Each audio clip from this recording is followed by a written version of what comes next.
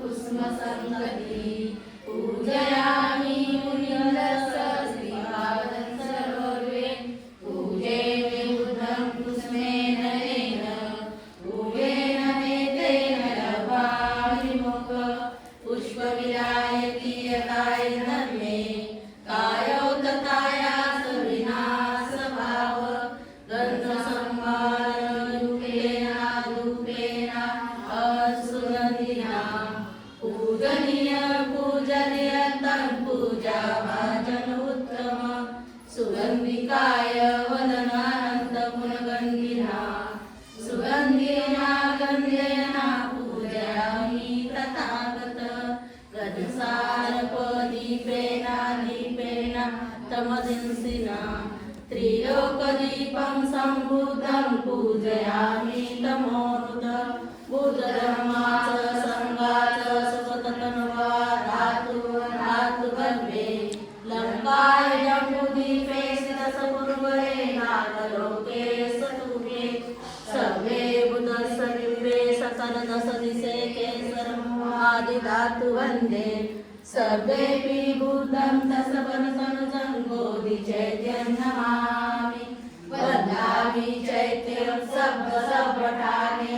सुपठित शारीरिकधातु महाबोधि बुधरूपं सकलं सदा यस्तमूले नासिन्नो सब्बारि विजयप्रा पतो संयुतं सत्ता वन्दे तं बोधिपादकम् इमे ते महाबोधि लोकनाथेन पूजिता अहं पीते नमः स्वामी बोधिराजा नमस्तुते बोधिराजा नमस्तुते बोधिराजा नमस्तुते सकलविद्यं विरयानं देवरूपं सुजीव विमलचक्षु वज्रजोत्सं गौरवदनं सुताय अभयचित्तं विभयकामं सुरतगमं सुसेव निरतरजं सुजननेतं भीमरावं सरामि भीमरावं सरामि भीमरावं सरामि दिव्यप्रवर्तनतु साधुवरदानतु आद्यकुलभूषणतु भीमराज सकलविद्यापति ज्ञानसतसङ्गति शास्त्रनवनी बुद्धिवेदा पंकजानर्वरासजमुदारा भगवन्तं चकरा भक्तकाजा चौगार संगरी शास्त्रधरी काकरी कापलारी उली रद्ररूपा मुक्तिपथा कोणतारी सुंदरी जायका उजाडिल्या गतिका मार्गसागा राष्ट्रघटना प्रति शोभते भारती बोधिसत्व बोलती शास्त्र संज्ञा शरण बुद्धासमी शरण धम्मासमी शरण संघासमी भीमराजा शरण संघासमी भीमराजा शरण संघासमी भीमराजा साधु साधु साधु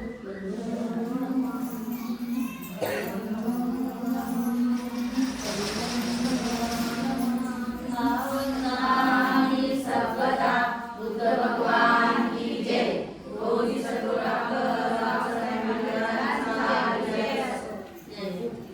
आपले डोळे बंद ठेवायचे आहेत. हे पुरुषोत्तम मी मनापासून निष्ठा ठेवते तथागतावर ज्यांचा प्रकाश आहे व्याप्त अनिर्बंध दशदिशा आणि माझी निग्रही मनीषा तुझ्या भूमीत जन्म घेण्याची मनचक्षुंना घडते तुझ्या भूमीचे दर्शन तेव्हा त्रैलोक्यातील सर्व भूमी तिची श्रेष्ठता जाणते आकाशा समान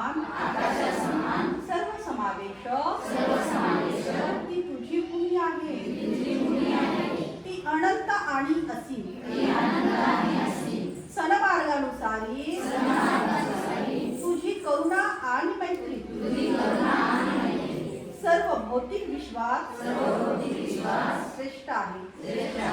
जन्मांतरीच्या पुण्य संचयाचा जणू परिपाक आणि तुझा ज्ञानप्रकाश सर्वव्यापी पसरतो. जणू चंद्र सूर्याचे रूप दर्पण असते. माझी अशी प्रार्थना तिथे जन्म घेतलेले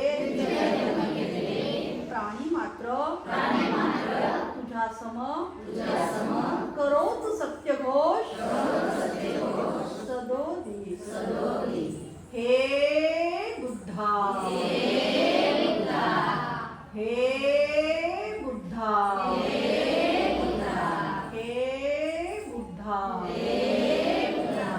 मी लिहितो आहे इथे लेख हा आणि गातो लिहितेही तुझे व्हावे साक्षात दर्शन.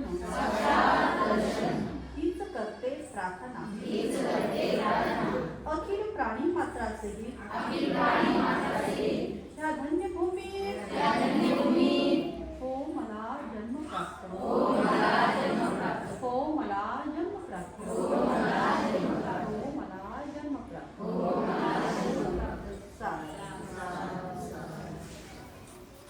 की तथागतांनी या ठिकाणी शाक्य संघामध्ये प्रवेश घेतलेला आहे. या शाक्य संघामध्ये प्रवेश घेताना त्यांचं वय किती होतं? 28 नाही 20 वर्ष. बरोबर आहे. शाक्य संघात प्रवेश घेताना त्यांचं वय किती होतं मग? 20 वर्ष. आता 20 वर्ष जे आहे ह्या 20व्या वर्षी सिद्धार्थांनी या ठिकाणी या शाक्य संघामध्ये प्रवेश केला होता आणि तदनंतर या संघामध्ये प्रवेश करून आता मात्र 8 वर्ष लोटली होती आणि आता ही 28 वर्ष झालेली होती. आणि या 28व्या वर्षी अशी एक घटना घडली की ती घटना या ठिकाणी सिद्धार्थांच्या जीवनामध्ये एक वेगळ्या पद्धतीची कलाटणी आणणारी ही घटना या ठिकाणी घडलेली आहे. आणि मग हा संघाशी संघर्ष करत असताना या सिद्धार्थांच्या या पुढे 3 जे आहेत पर्याय ठेवलेले आहेत. त्यापैकी पहिला पर्याय तर त्यांना मान्य नव्हता. कोणता होता पहिला पर्याय? युद्धामध्ये प्रवेश करणे आणि युद्ध लढण्यासाठी सहभाग घेणे. त्याच्यावरून तर सगळं झालं आणि म्हणून ते पहिला पर्याय ते निवडणं शक्यच नव्हतं. तिसरा पर्याय काय होता? तिसरा पर्याय काय होता? प्रॉपर्टी जप्त करायची. बरोबर आहे. आपल्याला जास्तीत जास्त इंग्रजी शब्दाची माहिती आहे आणि मराठी आपली भाषा काय व्हायला की मुक्त पावत चाललेली आहे ना. आमच्या अध्यक्ष महोदयांनी जे आहे ते बरोबर म्हणतात परंतु इंग्रजी शब्दाचा वापर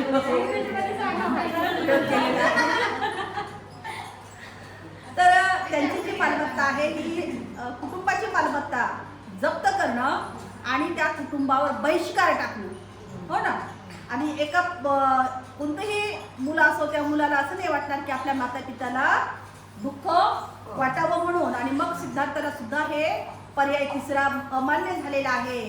ते सुद्धा म्हटले की माझ्या कर्तृत्वाची सजा जी आहे ही मलाच मिळाली पाहिजे. माझ्या कुटुंबावर कुठलेही या ठिकाणी दुःख वेदणार नाही. त्यांची मालमत्ता तुम्ही जप्त करू नका आणि त्यांना बहिष्कारच करू नका किंवा बहिष्कार टाकू नका. तुम्हाला जर देशत्यागाची तयारी किंवा काय देहदंड या दोन्हीपैकी जी तुम्हाला सजा द्यायची असेल ती मी या ठिकाणी मान्य करतो असं या ठिकाणी सिद्धार्थ या संथागारमध्ये सगळ्यांशी या ठिकाणी बोललेले आहे.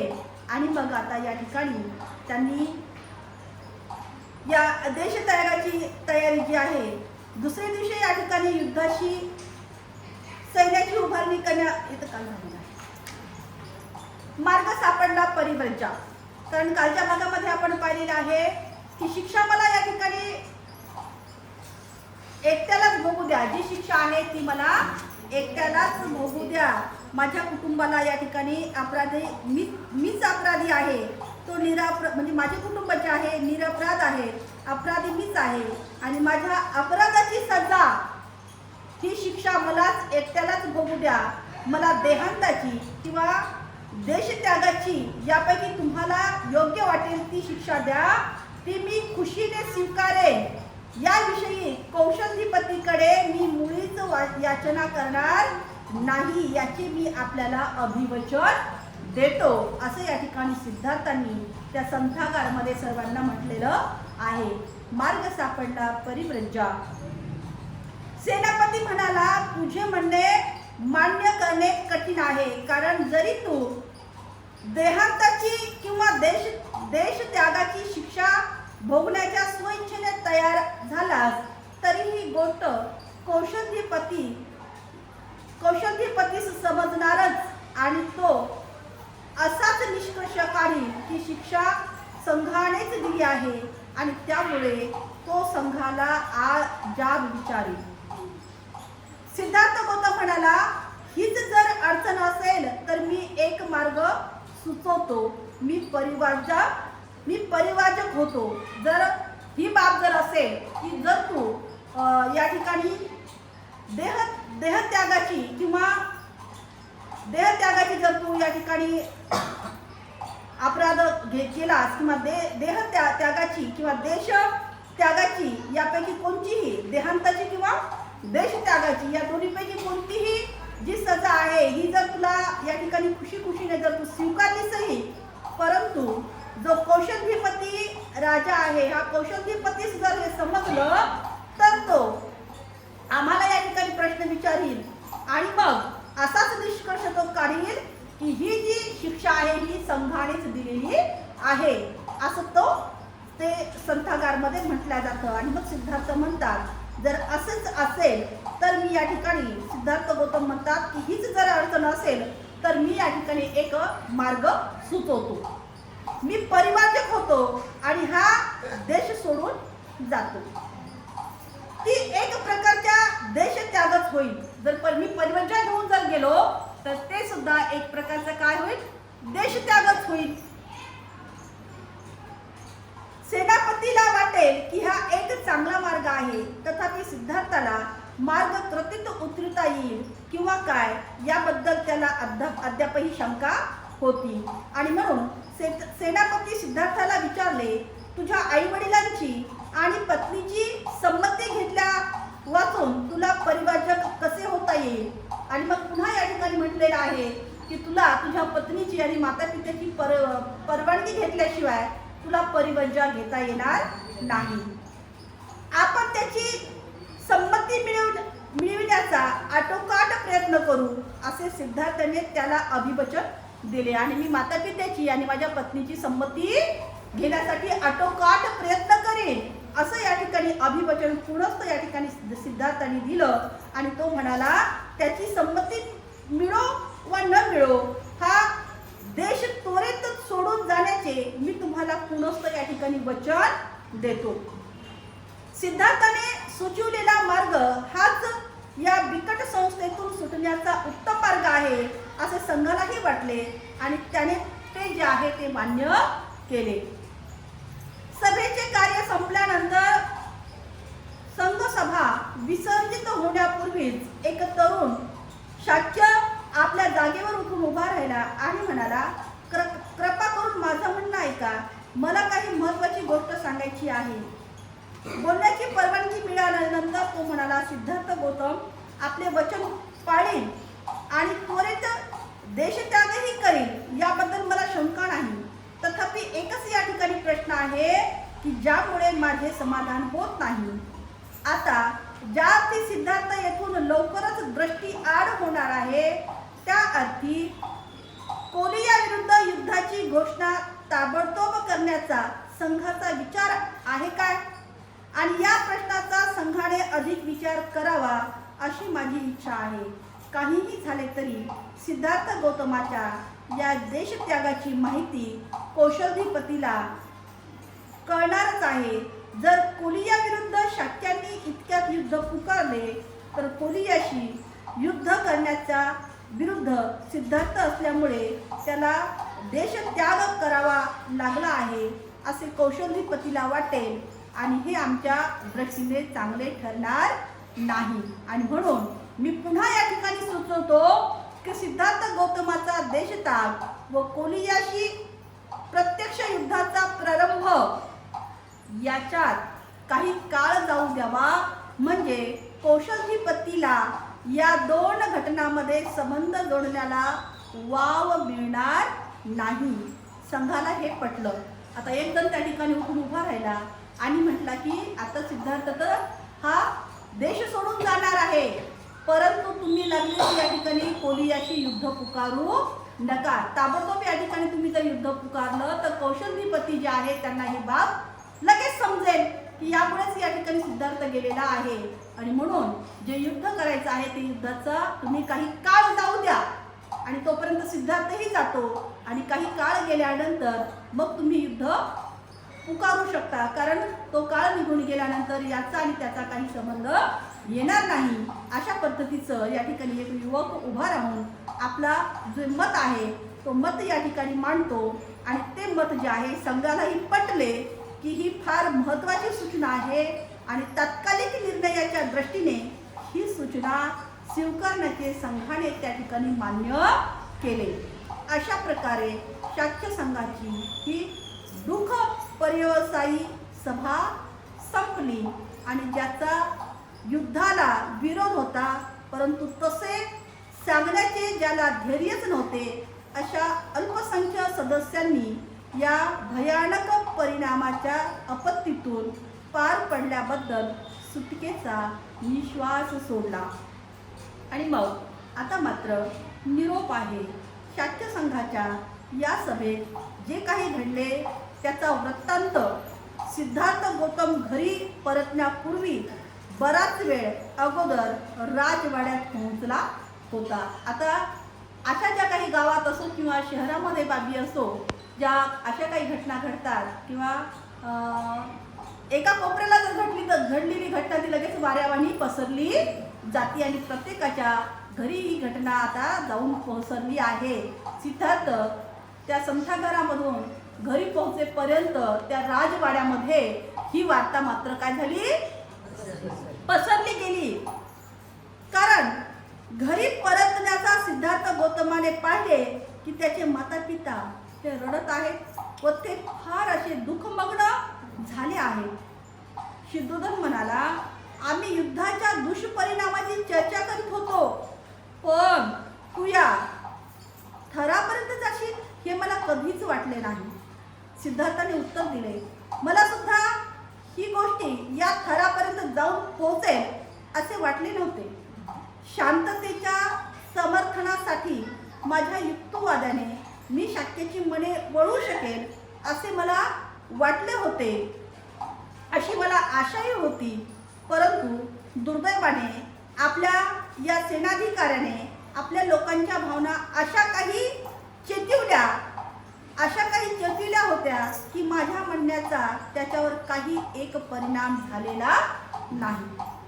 तथापि मी परिस्थितीला अधिक बिघडण्यापासून कसे सावरून धरले हे आपल्या लक्षात आलेच असेल. सत्य आणि न्याय यापासून मी परावृत्त झालो नाही, आणि सत्याचा आणि न्यायाचा मी पुरस्कार केल्यामुळे जी काही शिक्षा करण्यात येणार होती ती मी माझ्या स्वतःवरच ओढून घेण्यात यशस्वी झालो आहे. शुद्धोधनाचे या योगाने समाधान झाले नाही. तो म्हणाला, आमचे काय होणार याचा तू विचार केला नाहीस, पण मी याच कारणामुळे परिवाजक होण्याचे स्वीकारले. सिद्धार्थाने उत्तर दिले, शाक्याने जर तुमची जमीन जप्त करण्याची आज्ञा दिली असती तर त्याचा काय दुष्परिणाम झाला असता याचा तर आपण विचार करा.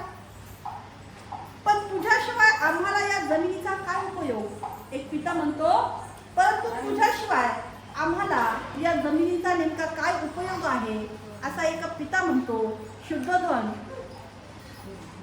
जे आहे अकोदून म्हणाला, सगळ्या कुटुंबानेच हा शाक्याचा देश सोडून तुझ्या बरोबर अज्ञात वासात का जाऊ नये, आणि सगळा हा देश सोडून आम्ही सगळेजण तुझ्यासोबत का येऊ नये. रडत असलेली माता महाप्रजापती गौतमी शुद्धोधनाच्या म्हणण्याला साथ देत म्हणाली, हेच बरोबर आहे. तू आम्हाला असा एकटा कसा जाऊ शकतोस? सिद्धार्थ म्हणाला, आई, अगं तू तर क्षत्रियाची माता आहेस. हे तू आजपर्यंत नाही का मला सांगत आली? हे खरं नाही का? मग तू धैर्य धरले पाहिजे. या दुःखाचा वेग तुला शोभत नाही.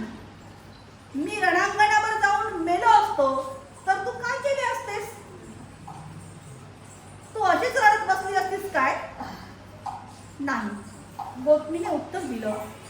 ते मरण क्षत्रियाला साजेल झाले असते, पण तू आता अरण्यात जात आहेस, लोकांपासून अगदी दूर, हिंसक पशूच्या सोबत राहण्याकरिता जात आहेस. आम्ही इथे शांततेने कसे राहणार? मी तुला सांगते, तू आम्हालाही तुझ्या सोबत घेऊन चल. मी तुम्हा सर्वांना कसा काय बरोबर नेऊ? नंद अगदीच लहान मुलं आहे. माझा पुत्र नेमकाच राहुल नुकताच जन्मलेला आहे. त्यांना इथे ठेवून तू येऊ शकशील काय? सिद्धार्थाने गौतमीला विचारले. याने गौतमीचे समाधान झाले नाही. तिचे म्हणणे होते की आपण सर्वजण शाक्यांचा देश सोडून कौशलधिपतीच्या संरक्षणाखाली राहण्याकरिता कौशल देशात जाऊन राहू शकतो. पण आई, सर्व शाक्यजण काय म्हणतील? सिद्धार्थाने प्रश्न केला. याला ते देशद्रोह नाही का समजतात? शिवाय माझ्या परिमंजेचे कारण कौशलधिपतीला समजेल असे मी वाचेने या कृतीने काहीही करणार नाही असे मी त्या ठिकाणी वचन दिले आहे. मला अरण्यात एकट्यालाच राहावे लागेल हे खरे आहे, पण यात कुठले श्रेयस्कर अरण्यात राहणे की कोलियाच्या हत्येत सहभागी होणे? पण ही घाई कशाला? शुद्धोधन मध्येच बोलला. परंतु आताच कशाला जायचं आहे? ही घाई कशाला? शाक्य संघाने काही काळ युद्धाचा दिवस स्थगित करण्याचा निर्णय घेतला आहे, कारण या ठिकाणी आताच युद्ध होणार नाही. आणि मग तू आताच का जातोस? असं पुन्हा एक पिता शुद्धोधन राजा म्हटला. कदाचित युद्ध सुरूच होणार नाही, मग तू परिवजा का स्थगित करू शकू नये?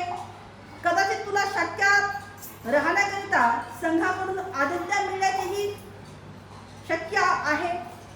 सिद्धार्थाला ही कल्पना रुचली नाही.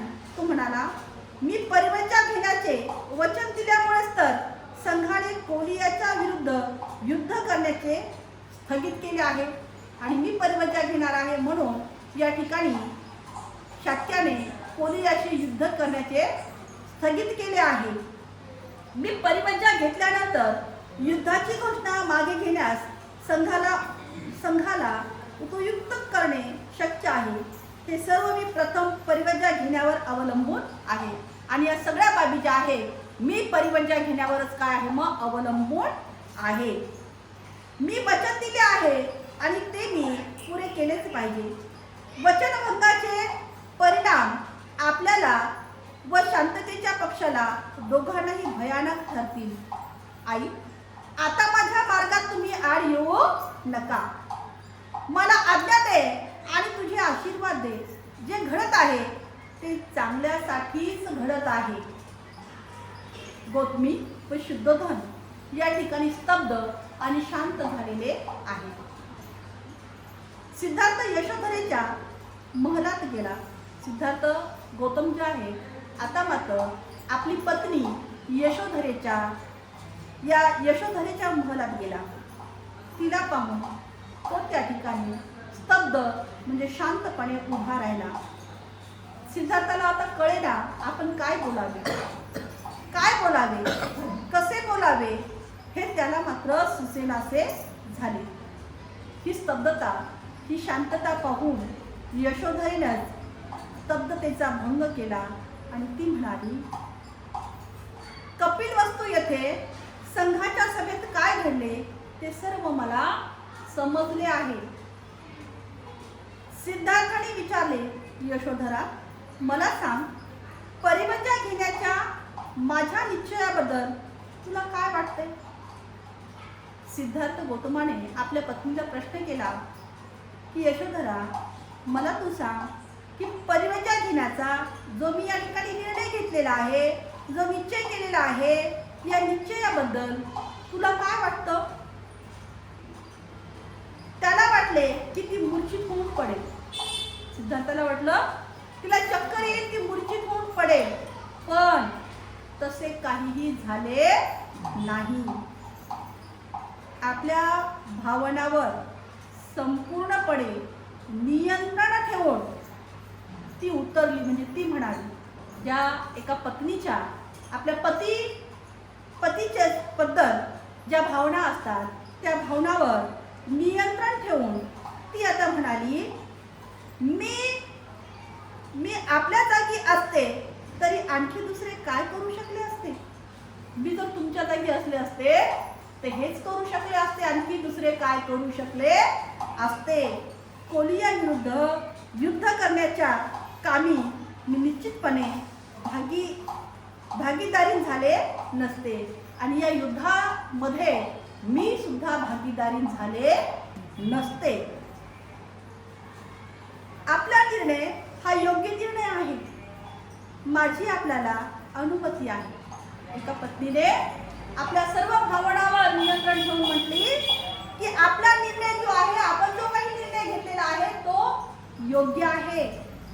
माझी आपल्याला या तुमच्या निर्णयाला काय आहे? अनुमती आहे आणि पाठिंबा सुद्धा आहे.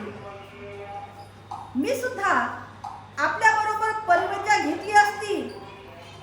मी परिवजा घेत नाही याचे कारण मला राहुलचे संगोपन करायचे आहे. आपला नुकताच जन्मलेला जो बाळ आहे चिमुकला राहुल, याचं मला संगोपन करायचं आहे. असे झाले नसते तर फार बरे झाले असते. पण आपण धीट आणि शूर बनून प्राप्त परिस्थितीला तोंड दिले पाहिजे. पुन्हा आपल्या पतीची यशोधरा माता एक निर्दयीपणे म्हणजे निर्दृष्टपणे त्यांना एक पाठिंबा देतात आणि त्या माता म्हणतात, आपण धीट राहा, आपण धीट आणि शूर बनून प्राप्त परिस्थितीला तोंड दिले पाहिजे. काय म्हणते ती आपल्या पतीला? आपण धीट आणि शूर बनून प्राप्त परिस्थितीला तोंड दिले पाहिजे. आपल्या नात्यापित्याविषयी व आपल्या पुत्राविषयी आपण मुळीच काळजी करू नका. माझ्या शरीरात प्राण असेपर्यंत मी त्यांची देखभाल करेल.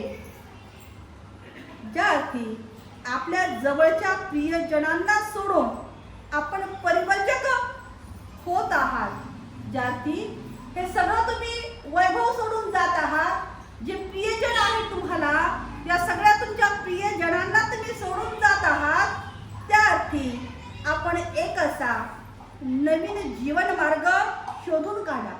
आणि ज्या अर्थी तुम्ही या ठिकाणाहून जात आहात त्या अर्थी असा एक नवीन जीवन मार्ग शोधून काढा की तो सकल मानव जातीला कल्याणकारी ठरेल. हीच एक केवळ माझी इच्छा आहे. एका पत्नीने आपल्या पती पुढे काय इच्छा व्यक्त केलेली आहे की या सकल जनाच्या, या सकल नवीन जीवन मार्ग असा एक शोधून काढा की जो सकल मानव जातीच्या, या सर्व मानव जातीच्या कल्याणकारी ठरेल. हीच एक केवळ माझी इच्छा आहे. याचा सिद्धार्थ गौतमावर फार असा मोठा प्रभाव पडला. यशोधरा किती शूर आहे, किती धैर्यवान आहे, किती उदात्त मनाची स्त्री आहे, याची पूर्व कधी न आलेली प्रचिती त्याला आज या ठिकाणी आली. आणि अशी पत्नी लाभल्याबद्दल आपण किती भाग्यवान आहोत. आणि अशाच पत्नीचा व आपला वियोग दैवाने आता घडून आणला याची त्याला प्रथमच कल्पना आली. आणि अशा या पत्नीचा आणि आपला दैवाने वियोग अशा पद्धतीने कसा घडून आणला याची त्याला प्रथमच कल्पना आली. त्याने राहुलला आणण्यासाठी तिला सांगितले.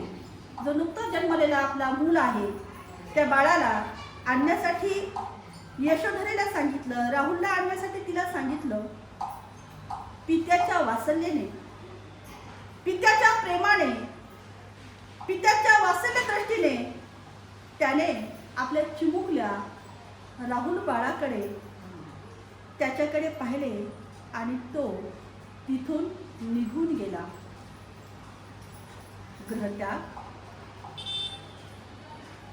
सिद्धार्थाने भारद्वाजाच्या हस्ते परिव्रजा घेण्याचा विचार केला. भारद्वाजाचा आश्रम कपिलवस्तूमध्ये होता. त्याप्रमाणे तो दुसऱ्या दिवशी आपला आवडता घोडा बरोबर आहे कंठक यावर आरूढ होऊन, आपला आवडता घोडा कंठक यावर बसून आणि आवडता सेवक छन्न याला बरोबर घेऊन आता मात्र आश्रमाकडे निघाला. तो जसा आश्रमाकडे जवळ आला तसे एवढं नवीनच येणाऱ्या या नवरदेवाला पाहण्यासाठी यावे तशी अनेक स्त्री पुरुषांनी बाहेर येऊन त्याला भेटण्यासाठी दारापाशी एकच गर्दी केली. आणि जेव्हा ते त्याच्याजवळ आले तेव्हा ते आश्चर्यचकित होऊन त्याच्याकडे पाहू लागले व त्यांनी अस्पष्ट कमलाप्रमाणे हात जोडून त्याला वंदन केले. ते त्याच्या सभोवती उभे राहिले. त्यांची अंतकरणे भावुक झाली होती. जणू काही प्रेमाने प्रफुल्लित होऊन पण निश्चल नयनाने ते त्याला प्रार्थनाच करीत होते. काही स्त्रियांना वाटले की तो साक्षात कामदेवाचा अवतारच आहे, कारण तशा सुंदर लक्षणांनी तो जात्याच अलंकृत होता. काहींना तर त्याची कोमलता व राजचर्चा पाहून आपल्या दिव्य किरणांनी युक्त असा चंद्रच पृथ्वीवर प्रत्यक्ष उतरला आहे असा तो भासला. म्हणजे सिद्धार्थांच्या या रूपाचं सगळ्यांनी वर्णन केलेलं आहे. काहींना असं वाटलं की पृथ्वीवरून जणू काय, म्हणजे आकाशातून जणू काय चंद्रच या ठिकाणी या पृथ्वीवर उतरलेला आहे. दुसऱ्या काही जणी त्यांच्या सौंदर्याला भाळून जणू काय त्याला गिळकत टाकावे म्हणून जांभळ्या देत होत्या आणि एकमेकीकडे नजरा रोखून हलकेच निश्वास टाकीत होत्या. अशा प्रकारे त्या स्त्रिया त्याच्याकडे नजरा लावून केवळ पाहतच राहिल्या होत्या. त्याच्या मुखातून शब्द येत नव्हता की त्याच्या चेहऱ्यावर स्मित येत नव्हतं, म्हणजे हास्य सुद्धा येत नव्हतं. परिव्रजा घेण्याच्या त्याच्या या निर्णयाचा विचार करिता दुडमुड स्थितीत त्याच्या भोवती त्या उभ्या राहिल्या.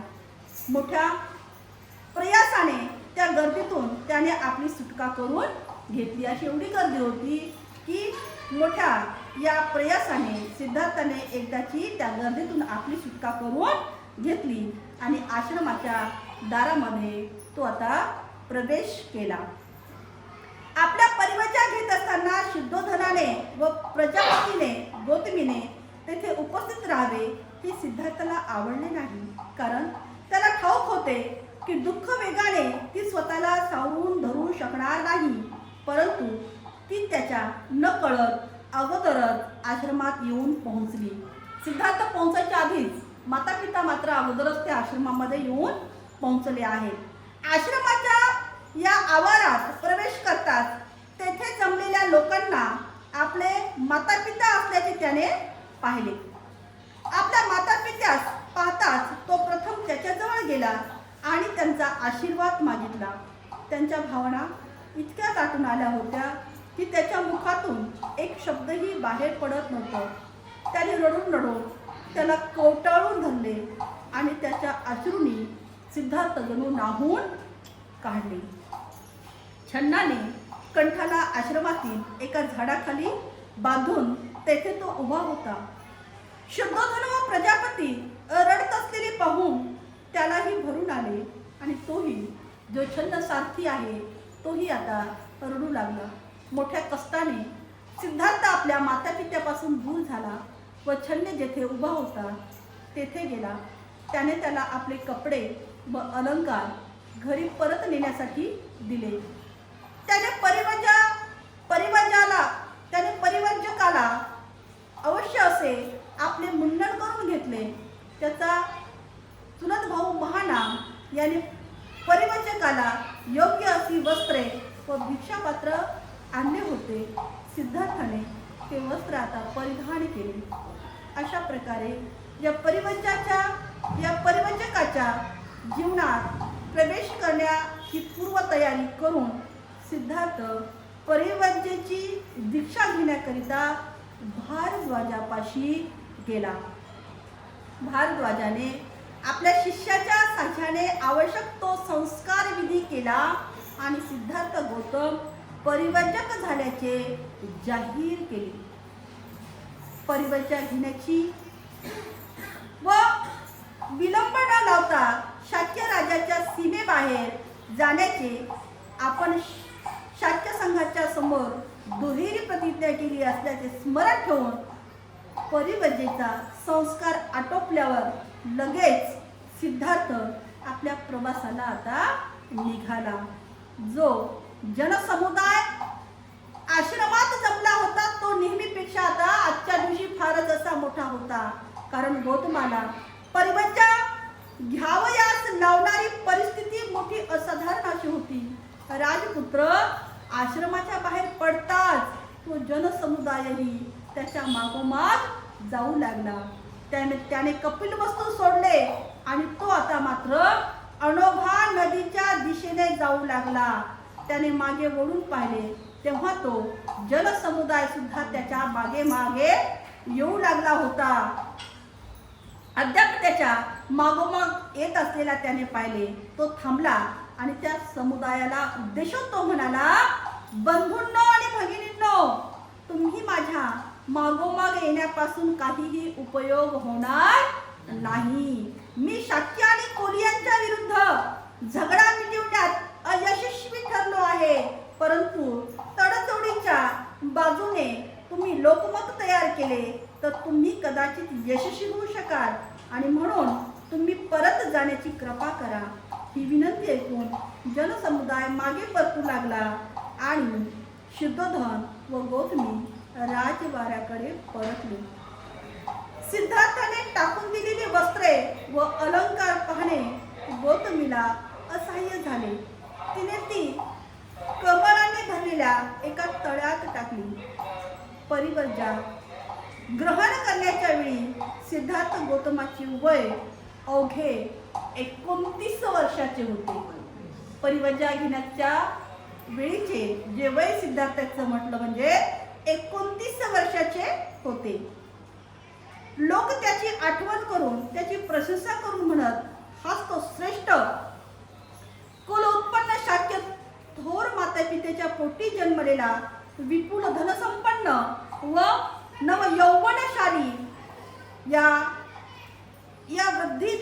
वृद्धीने व शरीराने सुसंपन्न असून राजविलासात वाढलेला, पृथ्वीवर शांती नांदावी म्हणून लोककल्याणासाठी तो स्वकीयांशी लढला आणि लोकांचं कल्याण व्हावं म्हणून तो काय झालेला आहे, तर स्वतःशी या ठिकाणी लोककल्याणाचं कल्याण करण्यासाठी तो स्वकीयांशी लढलेला आहे.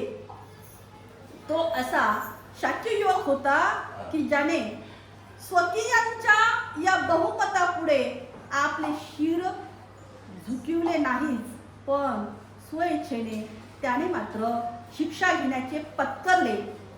त्या शिक्षेचा अर्थ म्हणजे ऐशो आरामाऐवजी त्या शिक्षेचा अर्थ काय होता, तर ऐशो आरामाऐवजी त्याने आता मात्र दारिद्र्य पत्करलं. सुख समुद्राऐवजी आता मात्र त्याने हातामध्ये भिक्षापात्र पत्करलं.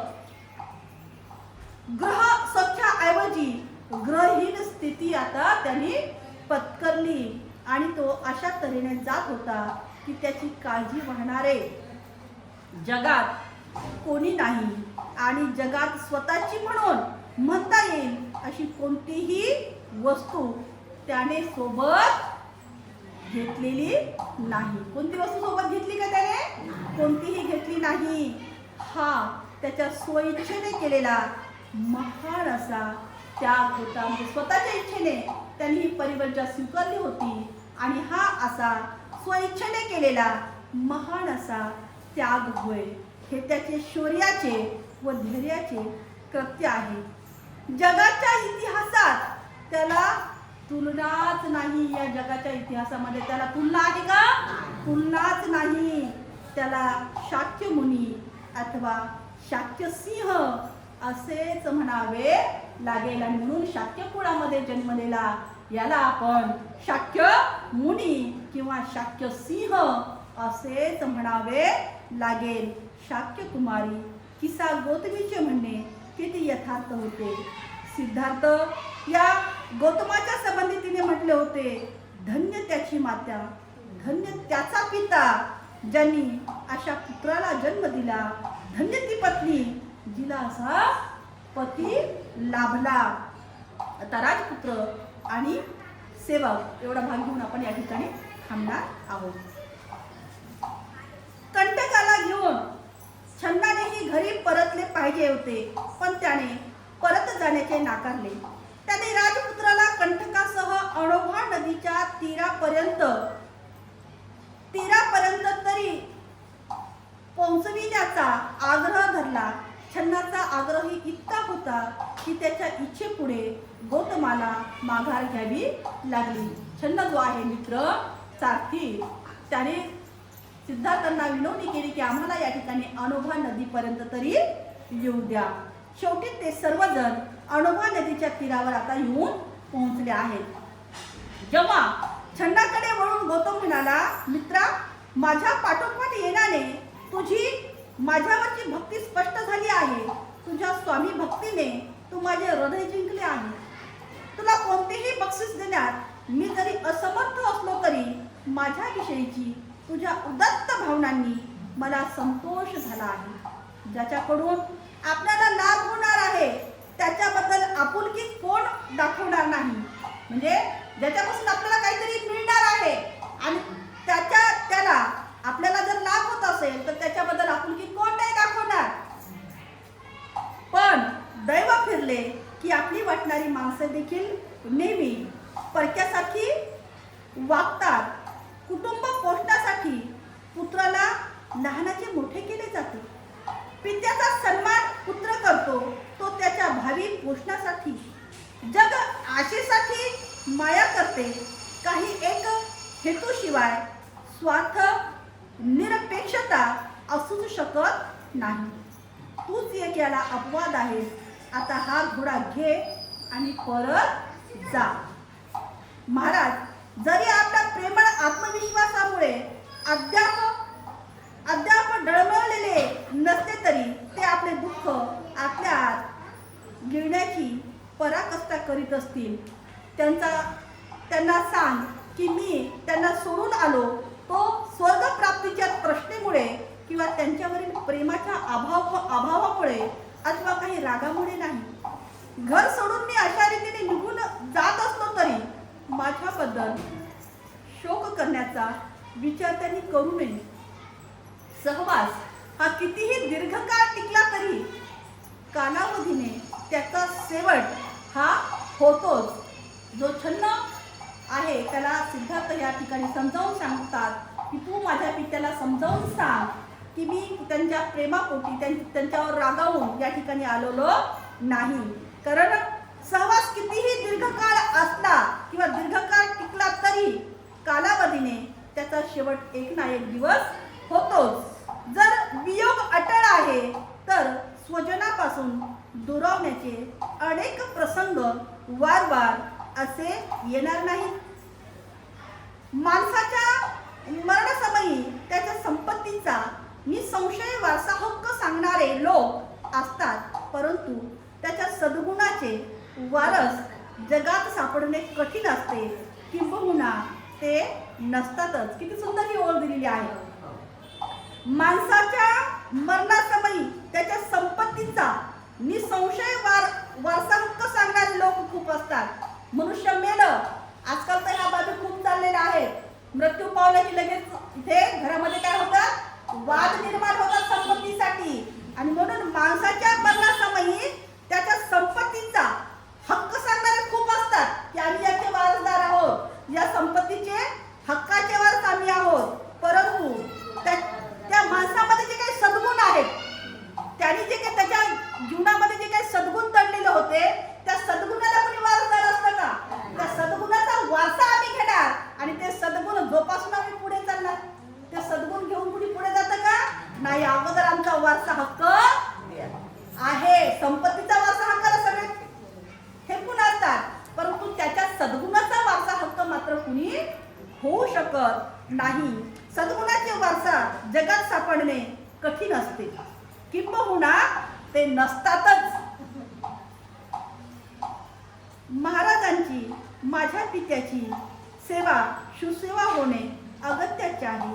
महाराज म्हणतील, मी अवेळी निघून गेलो, पण कर्तव्यासाठी कधीच अयोग्य वेळ नसते. महाराज म्हणतील की मी अयोग्य वेळी निघून गेलो, परंतु मी या ठिकाणी माझं कर्तव्य पूर्ण करत आहे आणि म्हणून कर्तव्यासाठी कधीच अयोग्य अशी वेळ नसते.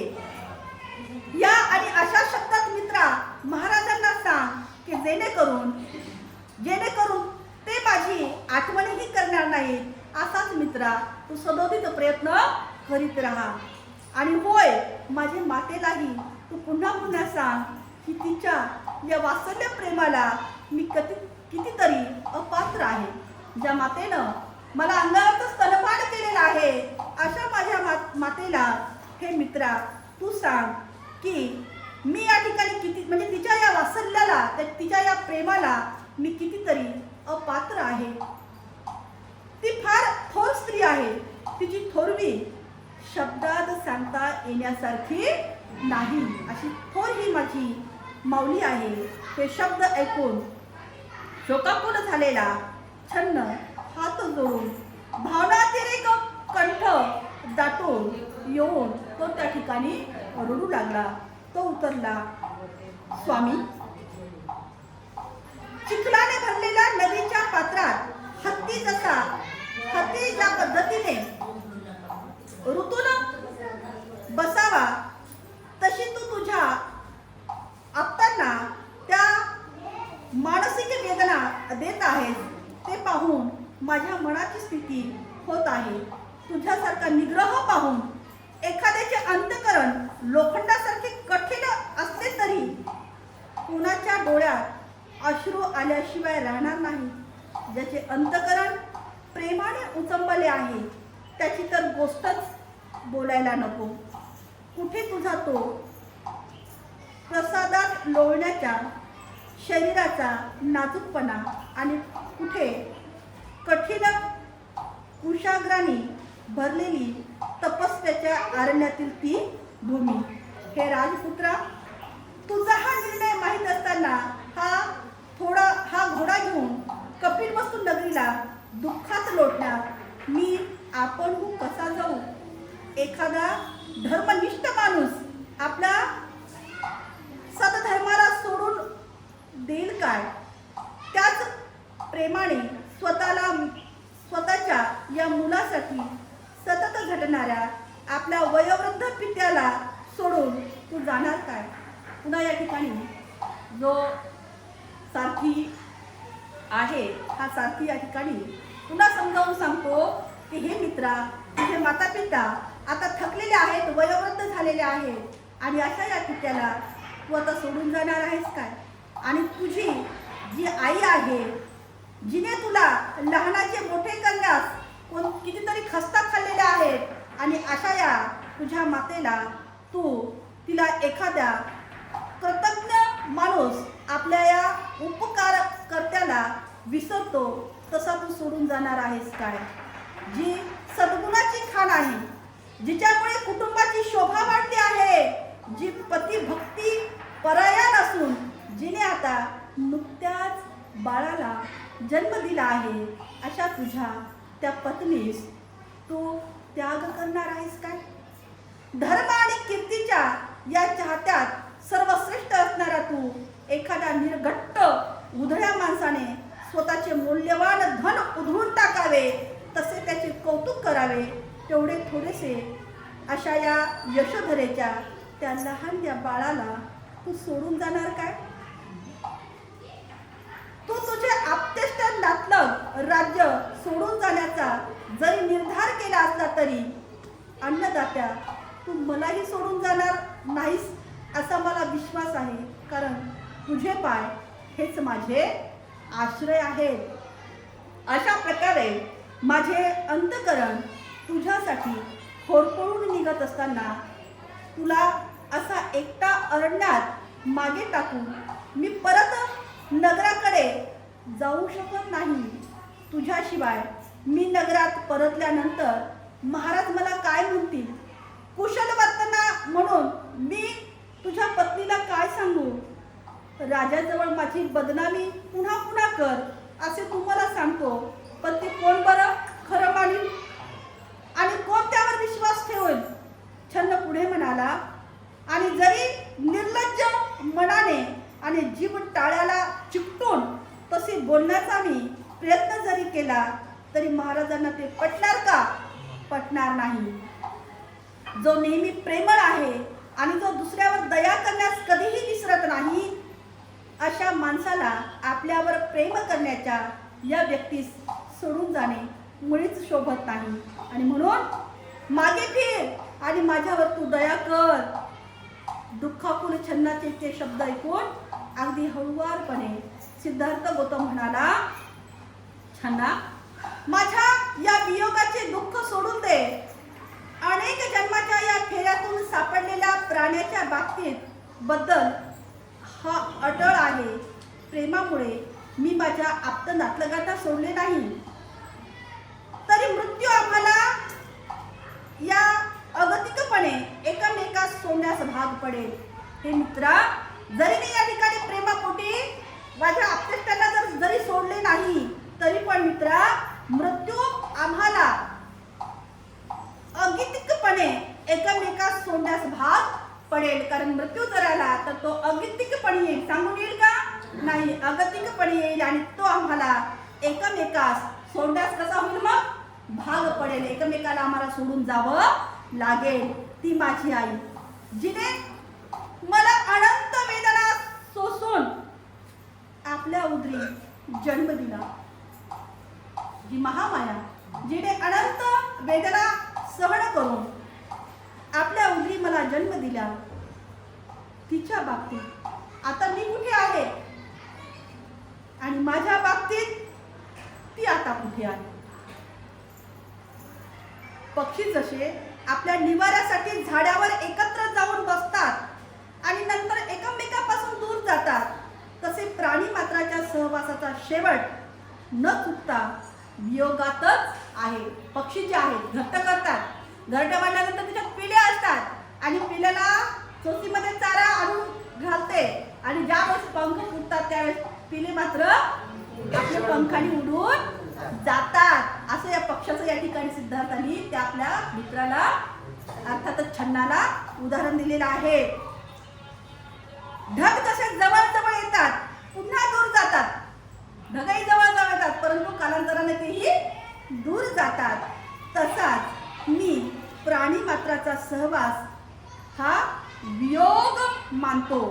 आणि ज्या अर्थी एक दुसऱ्याची फसवणूक करीत हे सर्व जग चालले आहे, एक दुसऱ्याची फसवणूक करत हे सगळं जग काय आहे? चाललेलं आहे. त्या अर्थी भीतीदायक असणाऱ्या या संयोग काळात हे माझे असे मानणे बरोबर नाही. आणि म्हणून त्या अर्थी हे सत्य आहे. त्या अर्थी माझ्या भल्या मित्रा, तू दुःख करू नको, परत जा. आणि जर तुझ्या प्रेमामुळे तू घोटाळत असशील तर तू आधी जा आणि नंतर पुन्हा वाटलंस तर परत ये. माझ्याबद्दल वाईट न बोलता कपिलवस्तूच्या लोकांना जाऊन सांग की सिद्धार्थावर प्रेम करण्याचे सोडा व त्याचा निर्धार आहे का. स्वामी आणि सेवक यांच्यातील आता हा संवाद म्हणजे छन्न आणि सिद्धार्थ ह्या स्वामी आणि सेवक यांच्यातील हा संवाद ऐकून झाडाला बांधलेला जो कंठक घोडा आहे, हा कंठक घोडा काय करू लागला? ऐकू लागलेला आहे. हा कंठक स्वामी आणि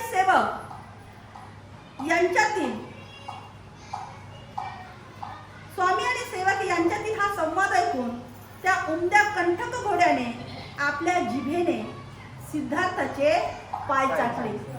सिद्धार्थाचे काय केलेले आहे? पाय चाटले आणि टप टप टप उष्ण अश्रू त्या कंठक घोड्याने आपल्या मालकाच्या पायावर अश्रू ढाळले. ज्याची बोटे एकमेकाशी जुळलेली, ज्यावर स्वस्तिकाचे शुभचिन्ह आणि ज्याचे तळवे मध्ये खोलगट होते, अशा आपल्या हाताने गौतमाने कंठक घोड्याच्या पाठीवर थोपटले आणि एखाद्या मित्रासारखा तो त्याला म्हणाला, अश्रू ढाळू नकोस कंठका, आवडते अश्रू. तुझ्या कष्टाचे तुला लवकरच फळ मिळेल. त्यानंतर छन्नाने आपल्या मार्गाला लावण्याची वेळ आली आहे हे जाणून ताबडतोब गौतमाच्या या कल्पात वस्त्रांना नमन केले. म्हणजे गौतमाच्या या काशाय वस्त्रांना त्यांनी काय केलेलं आहे? नमन केले आहे. कंठक आणि छन्न याचा निरोप घेऊन गौतम आपल्या मार्गाने जाऊ लागला. अशा रीतीने स्वतःच्या राज्याची तमा न बाळगता हलक्या वस्त्रांशी ऋषीमनाकडे जाणाऱ्या आपल्या मालकाला पाहून त्या छन्नाने आपले दोन्ही बाहू पसरून मोठा आक्रोश केला व तो जमिनीवर लोळू लागला. पुन्हा पुन्हा मागे वळून पाहतो तो मोठमोठ्याने रडू लागला. आपल्या बाहूंना कंठक घोड्याला कुरवावू लागला आणि अशा रीतीने निराशेने सारखा दुःख करीत तो परत जाण्यासाठी आपल्या प्रवासाला निघाला. मार्गात तो काही वेळा आपल्याशीच विचार करीत राहील.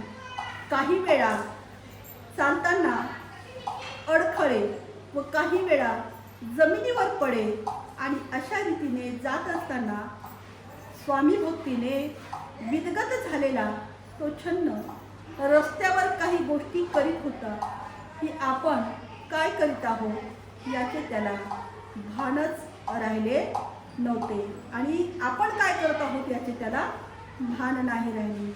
आपला मालक अशा रीतीने अरण्यात गेला.